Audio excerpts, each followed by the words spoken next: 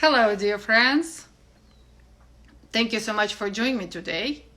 Today, we are going to talk about real estate, about what's going on in the world's real estate. And for that, I invited a person who I think will be the best to enlighten us on the subject, Michael Valdes. Michael Valdes is the Executive Vice President of International Expansion for EXP Realty. He's gonna talk to us about what's going on there. Waiting for him to join us.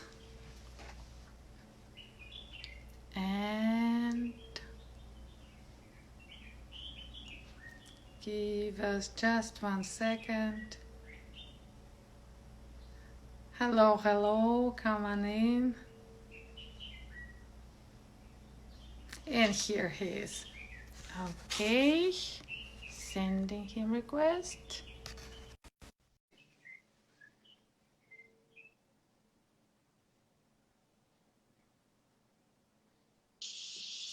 Well, hello.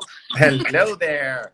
Hi, Michael. Hi, Michael. So good to see you. Oh, Tatiana, it's been so long. How are you? I'm good. I'm good. You look fantastic. I was trying to remember the last time I think we had dinner was in London together. That's right. That's right. Yes, That was very great times. Very nice times, definitely. I'm over to absolutely. Los Angeles. We should repeat it. Yes, indeed. Well, I'm actually in my home in Miami at the moment, but I'm still based Okay. in New York. Okay. Okay. But you are like really international traveler. You never know where you are. Where is your I am. Well, you and I also, I mean, I think the last time before London, we were in Moscow together. That's right. So, Fun again. we travel a lot. That's right. So that's actually our topic of discussion today. It's international. What's going on in the world, and obviously what's going on in the world of real estate. Of course. Of course. There's a lot going on. No doubt. But before we're going to get there, I would really love to get some kind of like overview and hit from our viewers on where you're coming from. What is your background?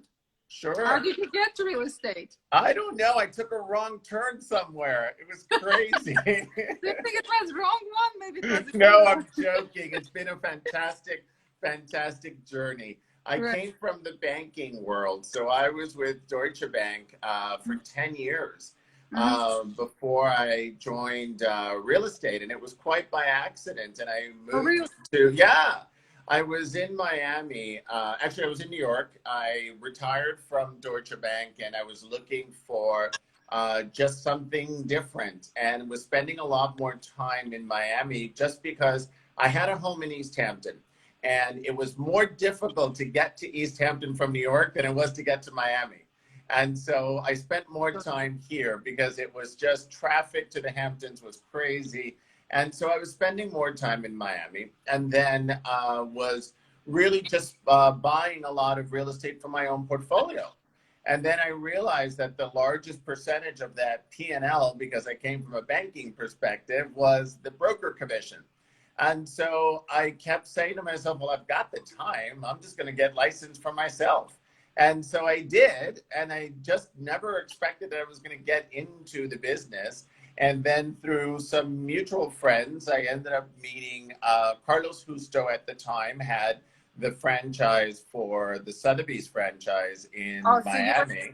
you went straight to Sotheby's. I did. I was it was the only brand that I worked with before I went to Realty to work for all of the brands.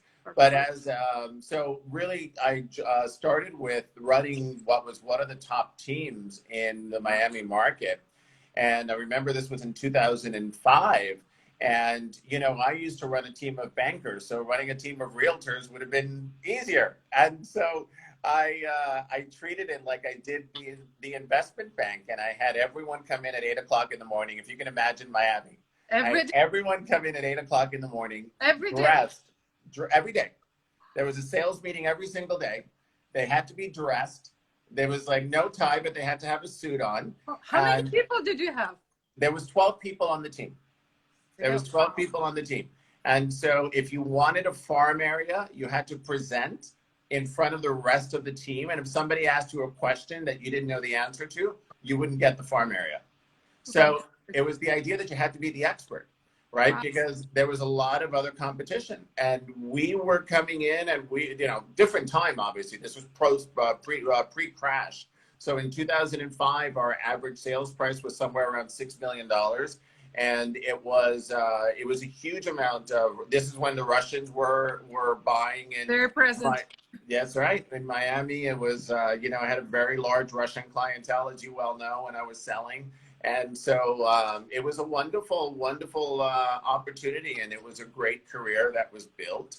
And then in 2010, I actually moved to the corporate side. And So you stayed like 7 years? I stayed in selling for about 5 years. 5 years. Mm-hmm. And then I moved to corporate in 2010. And Mike Good, who was the president and CEO of Sotheby's back then, was one of my mentors. And, it was one of these things where he was actually one day just said to me, have you ever considered coming to the corporate side? And I said, I have no idea what that would mean. And so we just started chatting, and he says, I need a VP for Europe. And I know all of your clients are European, and so would you ever consider? And I started talking, and it's sort of like we got there, obviously, eventually, and I actually moved to London for 3 years and started running the European network for Sotheby's and grew from there. And then afterwards was actually the global vice president running all international matters for Sotheby's, and then was with Realty overall, the parent company. And so I was senior vice president of Realty, covering all brands, which was Sotheby's, Coldwell Banker, Century 21, ERA, Better Homes and Garden, and Corcoran. And so collectively, that was 113 countries around the world. Wow. And so, yeah, it was really And you've amazing. been traveling between all of them. Oh, my gosh. You lived in an airplane. Oh, oops, sorry about that. About 200 days of travel a year, so it was a little Living in a insane. plane. Oh my God. Oh my God, it was crazy. And so then I moved from Realty just 2 months ago, and I joined EXP, and I'm the executive vice president for global expansion on EXP, and they are in Canada, the United Kingdom, and Australia thus far. And it's a very exciting model, and they are the fastest growing real estate company in the United States. What is their secret? So it's a complete virtual based model. So they own no offices, zero. Mm-hmm. It's 30,000 plus agents around the world. And the idea really is the technology that is powering all of this. It's a technology called Virbela. And Virbela is, they just did a deal about 2 weeks ago with HTC, where all of their computers, the HTC computers in mainland China, will now be uploaded with the Virbela technology automatically. It's an amazing deal that happened. The stock went through the roof in the last 2 weeks. It went up about 100% actually. So it's a very exciting time to be with this company. It's very exciting what's happening. And they're right now, they represented only in Canada, UK, and Australia. Yes. Okay. But I assume since they got you, there's like 130 countries that come along. We've got, I've been here just shy of 2 months and have been very, very busy. And so we'll be announcing 5 countries in a very short period of time.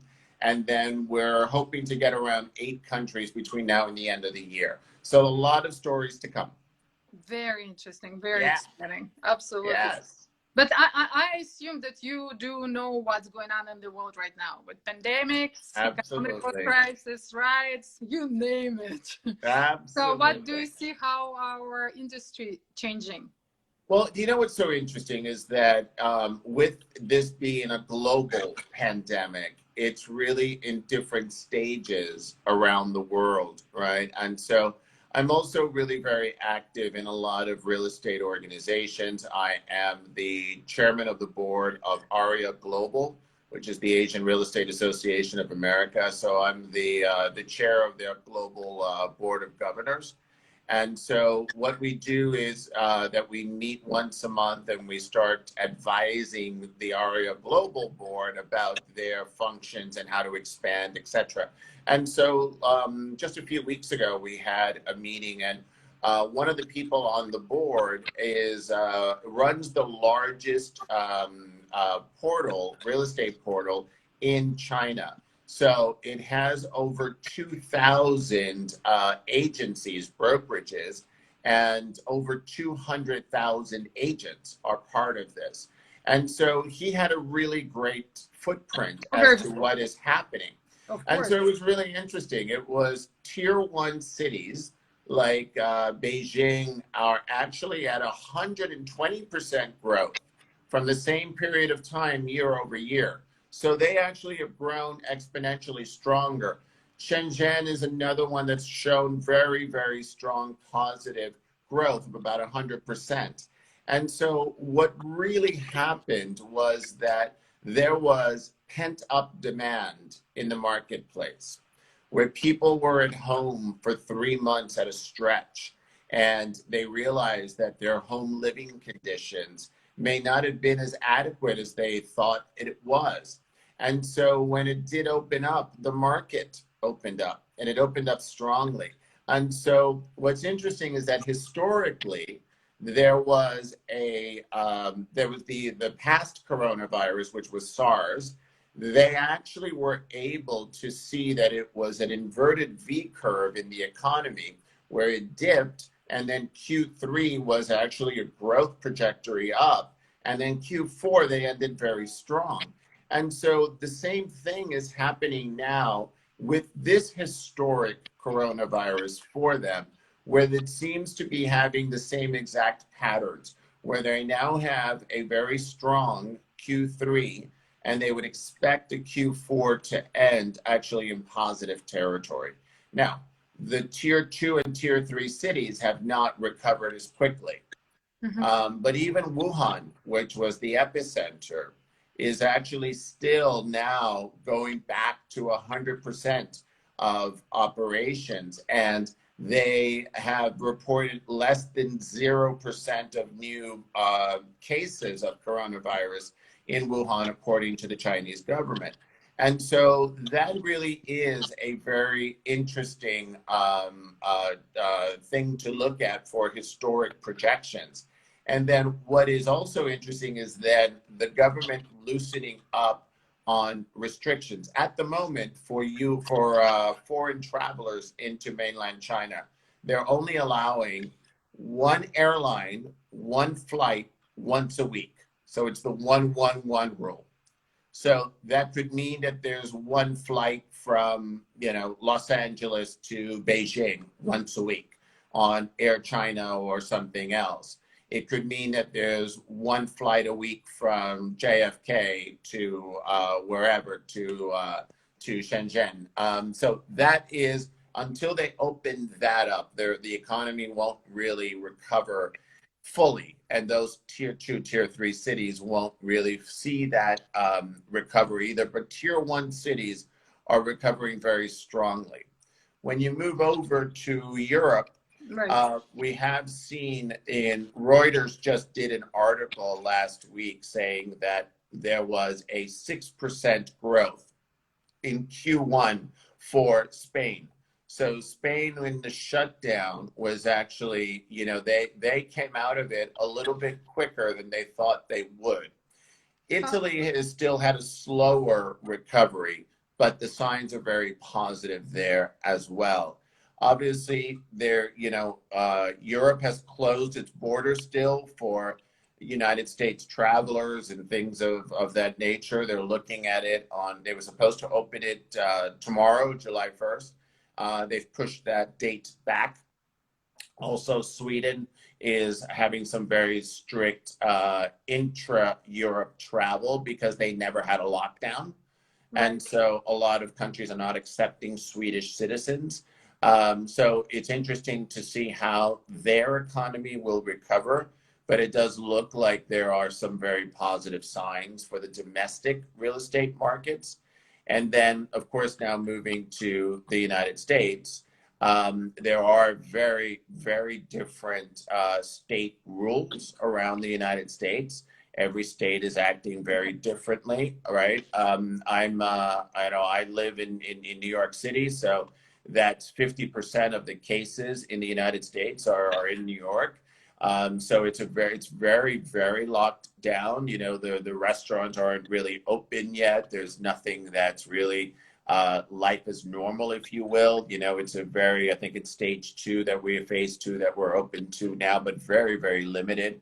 And so I think what's happening is that as people are opening up and being able to travel a little bit more, there is some people that, you know, in New York City, the space is really very limited, right? And so when you now had to have that space converted into not only your living space, but your office, and in some cases, the school for your Cool. children, Exactly. right? Where you had to sort of now be able to be, you know, teacher. Accommodating everything. Absolutely. Absolutely.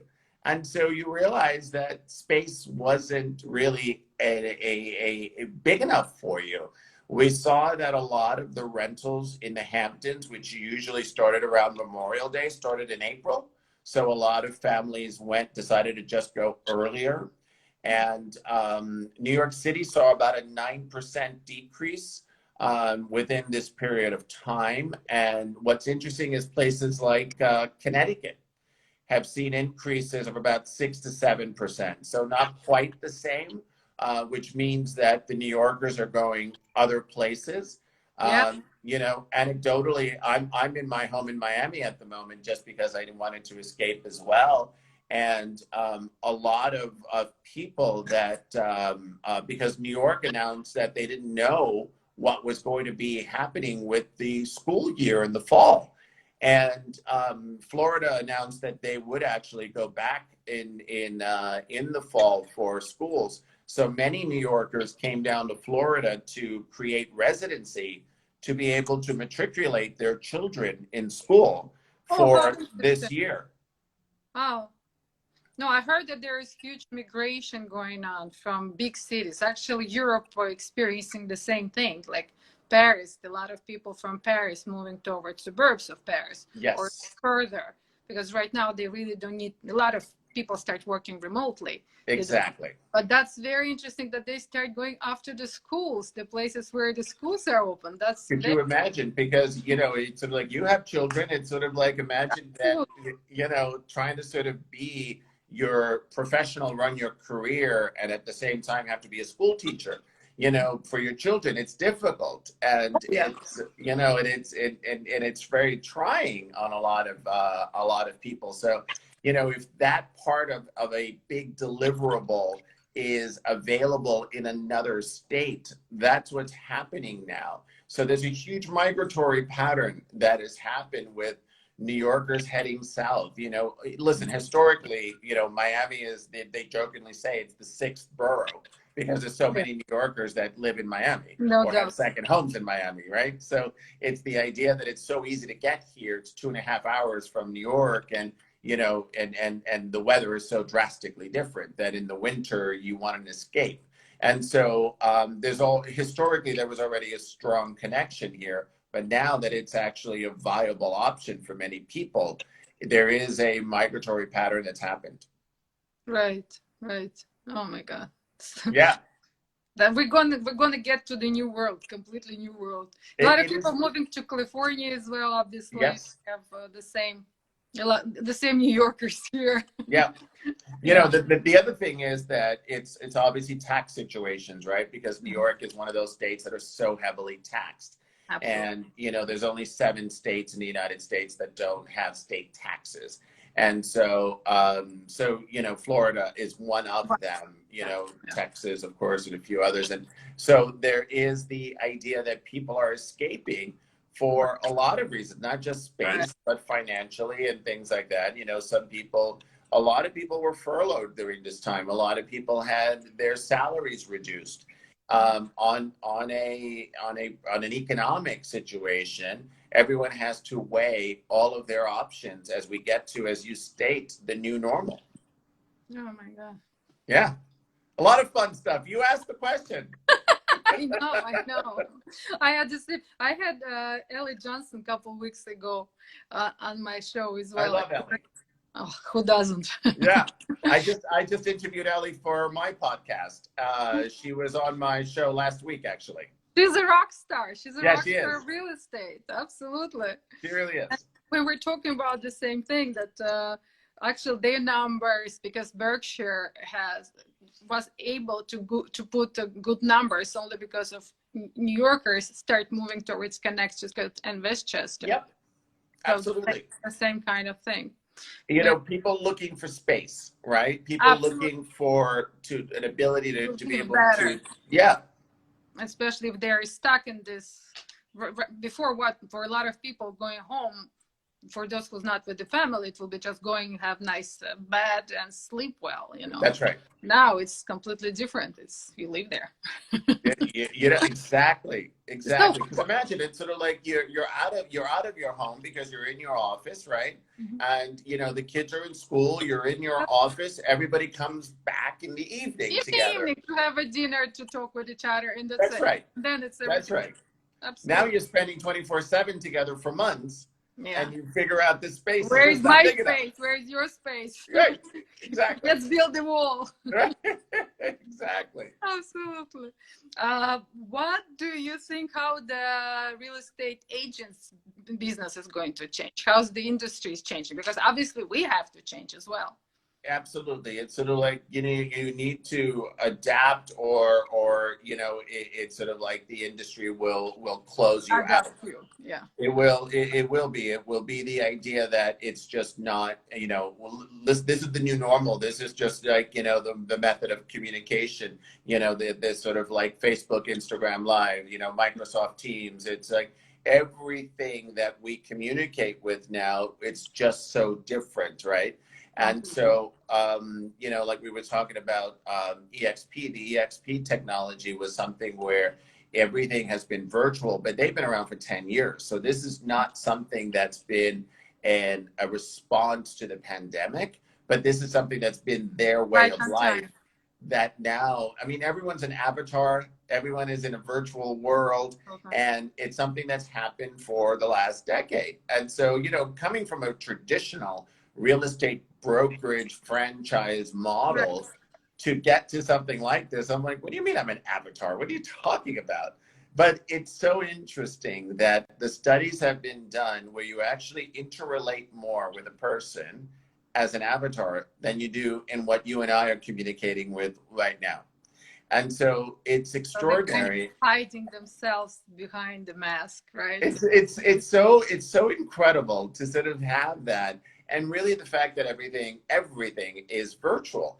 And you know, in my world where we needed to jump on a plane and meet with somebody, meet with a brokerage that you were talking about for either another brand or another idea or whatever it was, you needed to do this in person. You know, I've just sort of like, I've got 5 countries in queue, which I did all virtually, you know, and it's something where this is now where, you know, and mind you, this is because a big part of it is the fact that we're living in a COVID society.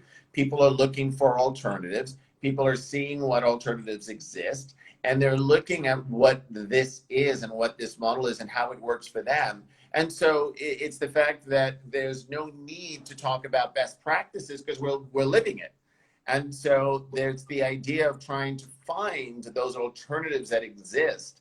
And so it's been, for me, it's been a really great transition because you feel really good about helping somebody find a solution for themselves.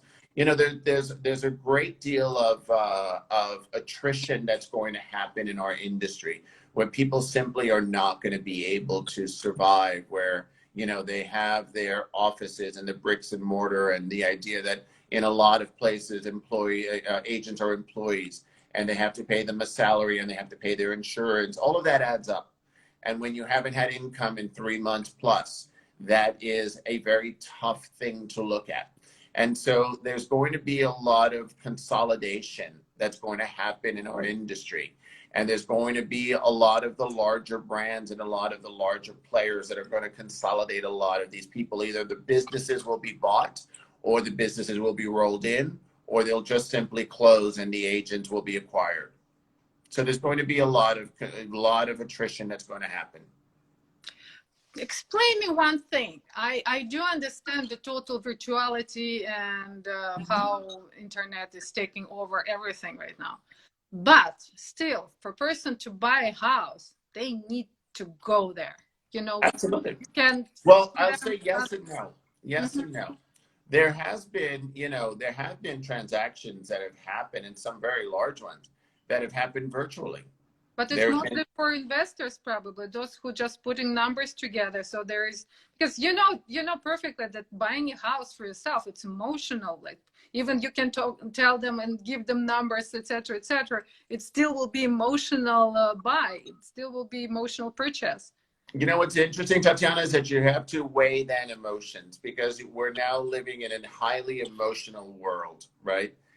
We've got this pandemic that affects everyone, right? We were just talking about the living situation where, you have all of these pressures that are on you, and where you're absolutely right. You usually would want to have that emotional connection to something. But if you are, again, the example of New York City, if you're like in 1,000 square foot apartment, and you've got, kids and a dog and stuff like that, and somehow you can get to a space that's 16, 1,700 square feet. Yeah, And, then you just like, okay, whatever. you're like, I I'll want to deal get out of with here. the And emotion. so like, I'll just deal with just show me a video of the damn thing. And, and Absolutely. a lot of that is happening, it's sort of like, which is foreign to us, because the way that we did our careers in real estate, it's all about that. Now, I'm not saying, obviously, there is still the personal connection, because somebody still has to see you in the eyes and trust you in what is one of the largest purchases that they're ever going to do in their lives. So there has to be that interpersonal connection, 100%. That never goes away. But the ways that we communicate are different, right? Mm-hmm. It's sort of like you're in California, I'm in Miami at the moment. It's sort of like, but we could have been, I could have been showing you a home here in Miami that would have been virtual, and and you get a good portion of it, or vice versa. Miami enough, I know LA enough, and you could have been showing me a property in LA that was in the hills or something, and I wanted just to get out and feel pretty confident about that. So Yeah, those I transactions have agree with happened. you. I agree with you. If you can prepare, like, will be probably like 80% of purchase right there, because they Yeah, will know exactly what they buying, and right. then they will know if they're gonna go and put their life at risk to go outside with the COVID just to walk. Like there is someone just wrote a comment saying that they had this 4 deals, and all of them were both just virtually. People You just see, came through the walkthrough. Yeah, that's it. classic. Because people are now having other issues that they need to deal with. Like the idea of trying to register your child to school in a state that has announced that they will open up their schools in the fall. And if you're living in a state where you don't know if that's going to happen, you can't imagine yourself being homeschooling your children Absolutely. again for another Absolutely. 3 months plus. You'll go crazy. Yeah, because we So really don't know when it's going to end, to be honest. sure, When like it starts being temporary, that's when it's becoming regular thing for you. that's right. And it's like, oh Yeah, my God. And if I'm stuck like for next 2 years like that, exactly, my first exactly. child. Right. It's like you'll buy a virtual house for sure. Yeah, I agree with you. I agree. Probably in the beginning, it's kind of first, there still will be people trying to do it traditional way. And then They always will be. There always will be. It's like we still more and have. more probably. You're still going to have the relationship with your clients. You're still going to be showing homes the regular way.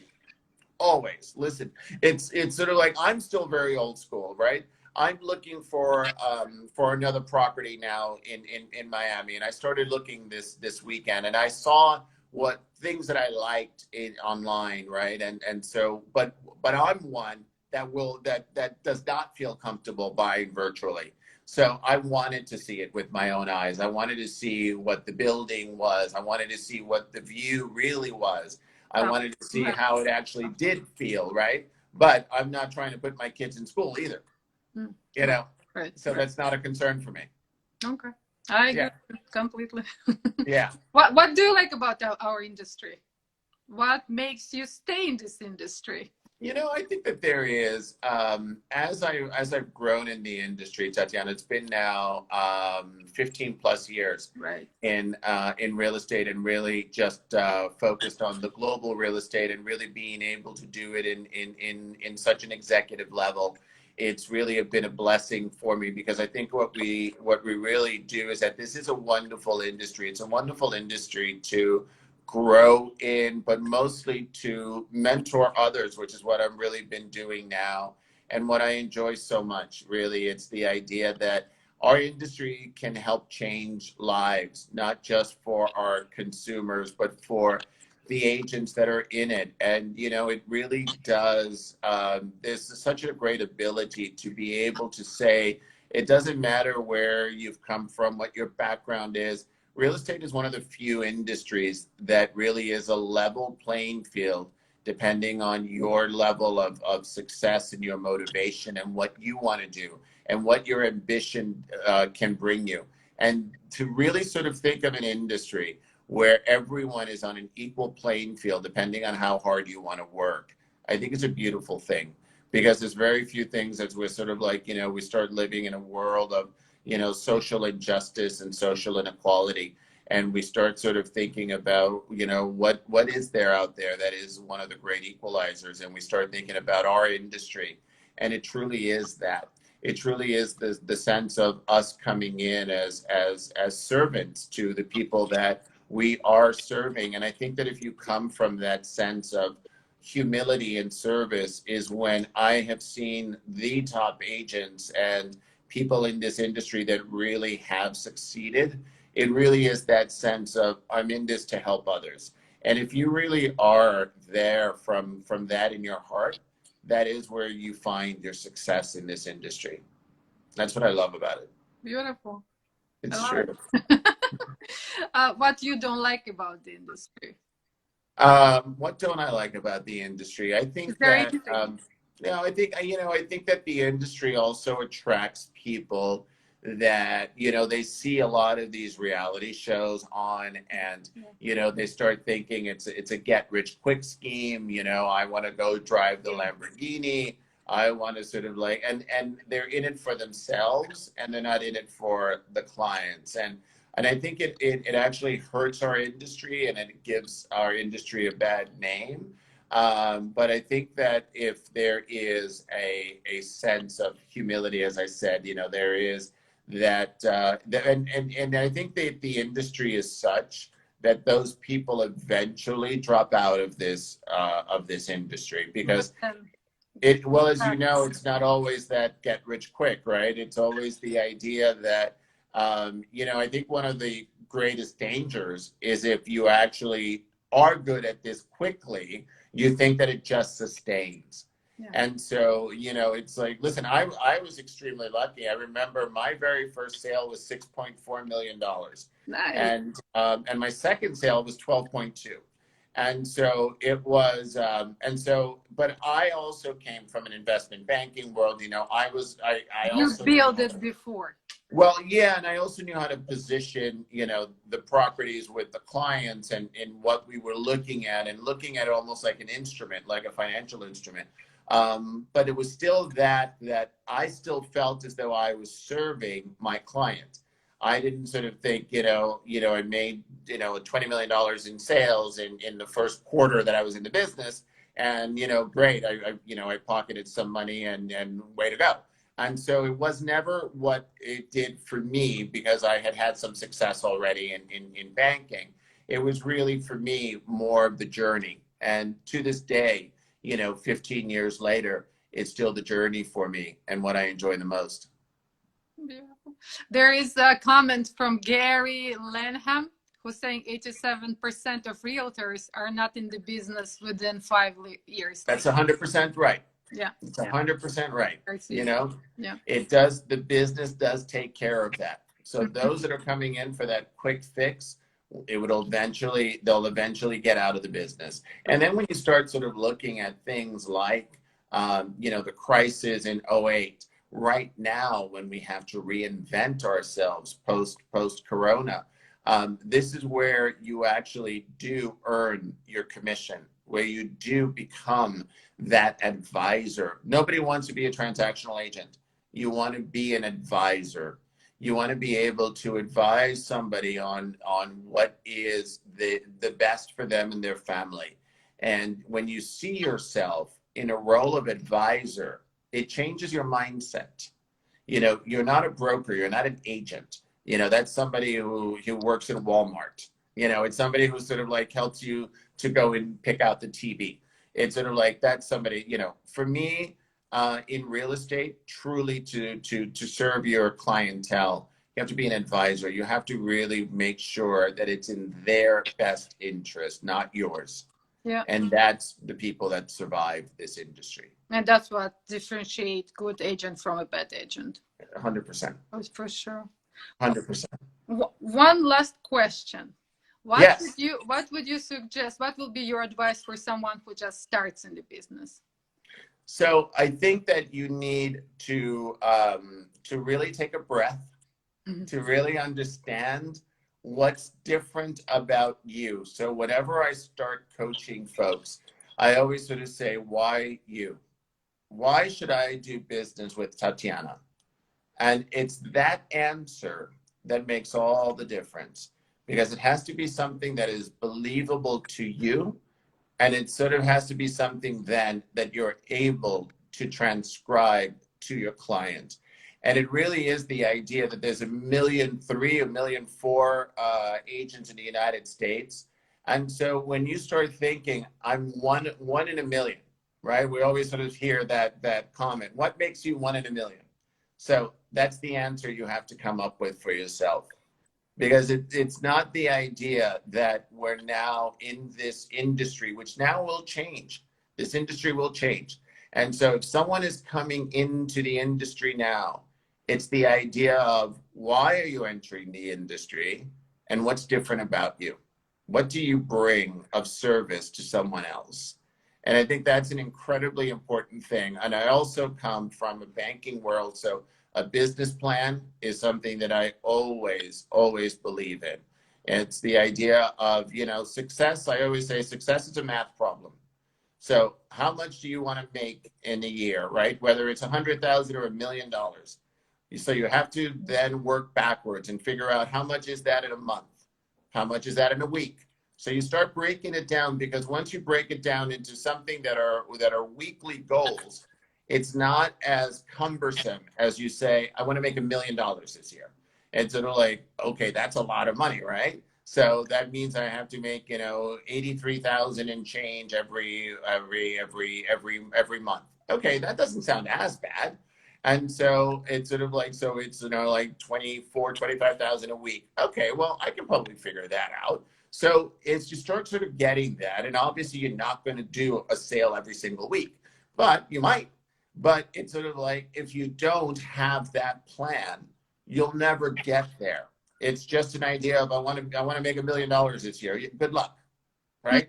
Mm-hmm. And so it's right. It's sort of like you pray and it's sort of like, so those things are very important for me. It's a plan and figuring out why you. Mm-hmm. There is a question from one of our viewers. They're asking, what tools will you suggest to build the circle of your clients? Everybody has their own sphere of influence, and you have to really be introspective. That'll be a part of the question of the why you, right? And so everyone's sort of saying, oh no, I don't know anyone who's wealthy. I don't know anyone. It's sort of like, it's all your sphere of influence. Figure out who you went to school with, figure out who's in your neighborhood, figure out who you know, figure out who your parents know. We all build a sphere. We all build a sphere because we're all human beings. We all interrelate. We all have relationships. We need to examine it as though we were an observer into our own lives. And so you really, if it was almost as though you were interviewing yourself, who do you know? What is it that you want to build from? And then from there, once you also get what your why is and what your strength is, then you can also share that with others and start building. There are family offices that you can actually start, creating relationships with, financial institutions, bankers who sort of figure out where the clientele that you want to get to, if we're talking about luxury clientele, figure out who's around them, right? So they have their accountants, they have their attorneys, they have their family offices, they have their bankers, they have their charitable organizations that they support. Figure out where you're going to go and who you're going to go with in order to be able to build from there. But every single person has a sphere of influence, and you always build from what you have, as big or as small as it is. Fantastic. Michael, I can tell you one thing. One day you'll decide to be no longer with the corporate. You can easily become a business coach. Easily. And you will be another Tony Robbins, no doubt.